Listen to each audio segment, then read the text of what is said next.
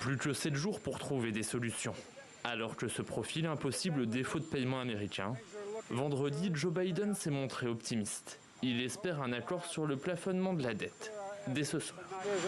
Des négociations sont en cours. J'espère que nous serons d'ici ce soir si nous sommes en mesure de conclure un accord. Pour empêcher une banqueroute, le Sénat, tenu par les démocrates, et la Chambre, à majorité républicaine, doivent trouver un compromis et voter pour relever le plafond maximal d'endettement public autorisé. Ils ont tellement augmenté les dépenses que maintenant nous dépensons plus que jamais. Nous avons notre dette la plus élevée que nous ayons jamais eue. Et ils veulent continuer sur cette voie. Nous ne pouvons pas. Il va falloir changer de trajectoire. Je ne veux donner à personne de fausses impressions. Cela ne résoudra pas tous les problèmes. Ce n'est que le début. En échange de leur feu vert, les républicains exigent une réduction des dépenses publiques et notamment que les bénéficiaires de prestations telles que l'aide alimentaire travaillent en échange de leur obtention. Le FMI, lui, s'inquiète d'un blocage inédit.